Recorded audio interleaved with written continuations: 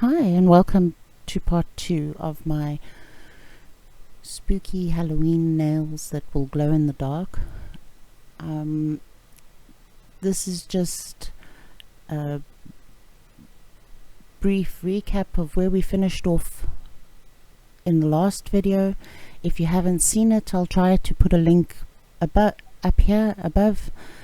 If not, check out the description box below where there are also all the details of the products that I've used. I hope you enjoy.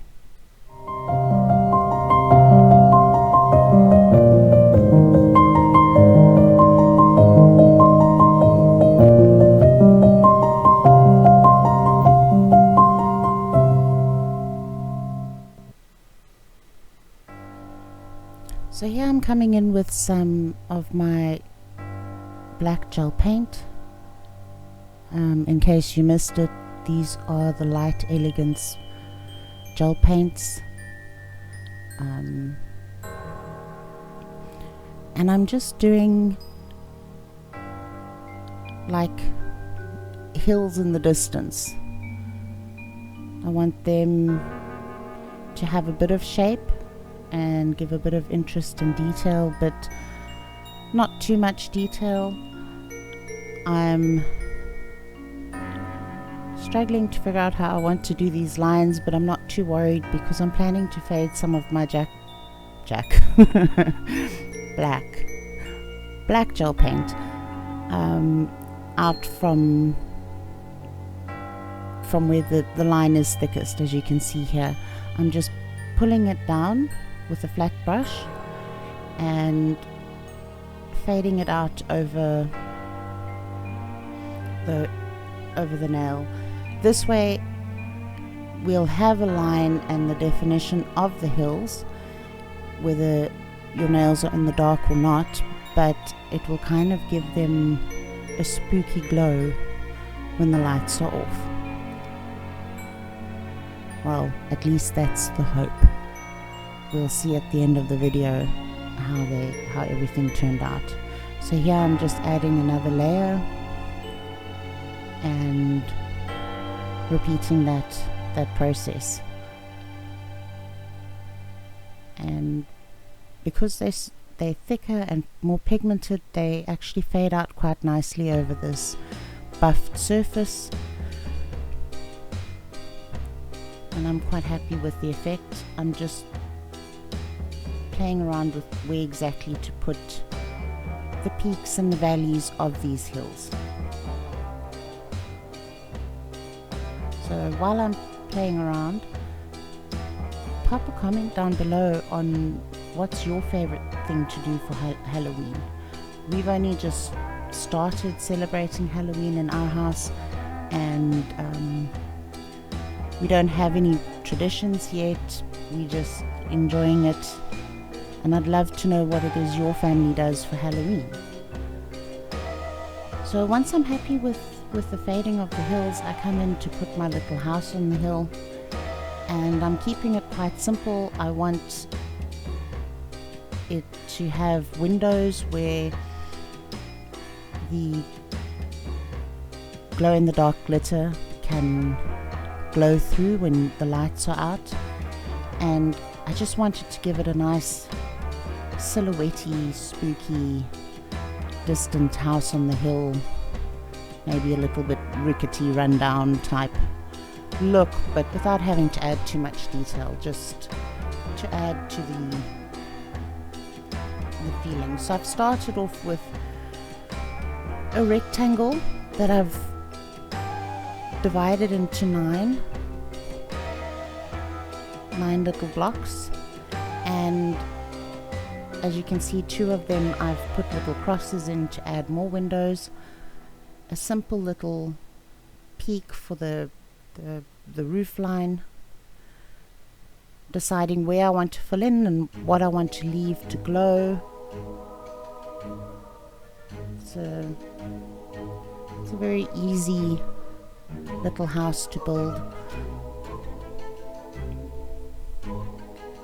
filling in some of that negative, to give myself some negative space, just filling it in with the black. And this doesn't have to be perfect. Like I said, it's a run-down, rickety house, probably haunted, sitting over the hill, overlooking this valley where there's, I don't know, creepy jack-o'-lanterns on the loose and scary cloaked figures telling you where to go. So it just adds to the story of the nails. Adding a little chimney,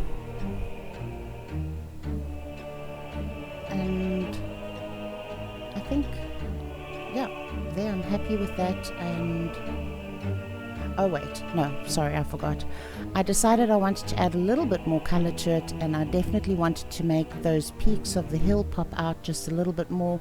So I've come in with the same purple that I used for my cloaked figure, and I'm just outlining the peaks of the hill, and then I cure it. Now I've come in with some of that yellow gel paint that I've mixed in with the base coat to make it nice and see-through, and I'm just adding a little bit of a glow to the windows and some outlines on the house, just so that even when the lights are on, everything that's supposed to be glowing still kind of feels like it's glowing. Adding a bit of glow to the background, the bases, no, it's not a base, just behind the crests of all the hills that I've put in place there, just so that everywhere where I want the glow to be when they're dark still kind of shows up when the lights are on, just to give it a bit of detail and some interest, and let it speak to that spooky feeling, irrespective of if they're in the dark or not. And here I'm coming in to put like a creepy moon face in the sky. I don't know what these are. They are some kind of foam swabs. I bought them on Amazon. If anyone's interested, I can link them below. But I'm just using that to pick up some of my yellow and my orange gel paints and just dab it into place, because I don't want a solid moon. I want it to be kind of blotchy. I don't want you to see that there's glitter behind it until it's in the dark, so that the glow shines through. And I'm just flash curing that into place with my little handheld LED light. And here I'm coming in with some black gel paint and just outlining my moon shape, just so that it's got a little bit of definition and shape to it. And when I'm happy with that, I'm going to move on to the next step. But what I'd like to say is, the amount of times you choose to flash cure or fully cure during this process is really up to you, what you're comfortable with. That you know, if you're happy with an element and you are still getting your technique right and all that kind of thing, you're worried that you're going to mess up a particular element, rather just take that time to flash cure it. If you're doing this on someone else, you've in any case got another hand of nails that you're going to be painting something on. You could split this out over both hands, the scene, but you're going to be working on two hands at once, so while one's in the lamp you can be painting on the other one and not waste time. So if you're worried about messing up what you've done, just give it a flash cure, 10-15 seconds, and you sorted. These gel paints cure in 30 seconds, so it really doesn't need long to flash cure. And I've hollowed out the eyes there. I'm not worried about the smudges that I've left behind, because I know I'm going to be adding more detail around the eyes later. And here I'm coming in and intentionally making a wonky, crooked mouth that I'm going to add some stitches to, which are really just lines up and down. They could also be, I don't know, like deep wrinkles from its growly, frowny mouth. Who knows? But I just want to give it I don't want it to have a pretty mouth. It needs to be a little bit creepy. And here I'm adding some smudges of gel paint around the eyes, just to bring out that, I don't know what the right word is for it, but really I just want the eyes to look all menacing. So just wherever I feel it's needed, I'm just adding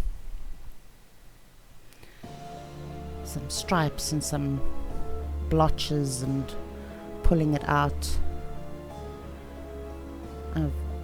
Redefining the shape of the pupil in the middle, which will then be the part that glows, and adding some black nostrils. Also just pulling the gel paint out here and there just to give it that uneven feeling.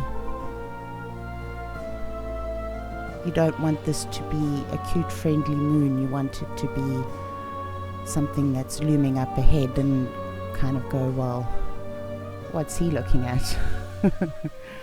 And once I'm happy with that, I cure it. And here's the full set,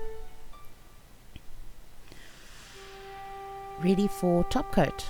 This is one of my favorite things to do on any set of nails, but particularly hand painted nails, because your artwork truly comes to life, whether you're doing a shiny top coat like I'm doing in these nails or a matte top coat. It really just brings everything together. That glitter behind the hand painted designs just starts popping out, and you can see where it's properly black and what your highlights just fall into place. All those details that you weren't sure would show up, they suddenly all go in, like start talking to each other. Here's a tip for beginners. If you're not sure if your design's working, if you need to add more to it, put a matte top coat over it, cure it, and then you can continue painting over it. I sometimes do that with designs, especially when I have multiple layers and I don't want it to end up thicker than the nail. It just kind of evens it out, but it also gives you a good guide as to where you are with your artwork and if it's working or not. So once I'm happy with my top coat, I pop it in my lamp and give it a nice cure, and here we go. Here's the set finished with my cloaked reaper type figure and my pumpkin, my house, and my moon. And here they are glowing in the dark. I really, really love how these turned out. I love this effect. I think they look really nice in the light, but I really love how they glow in the dark and all that detail and everything's shining through where I wanted it to. I hope you enjoyed watching me create this set, and I hope you try something along these lines for yourself. If you do, please tag me on them. I'd love to see them. As always, thanks for taking the time to watch this video. Have a great day. Cheers.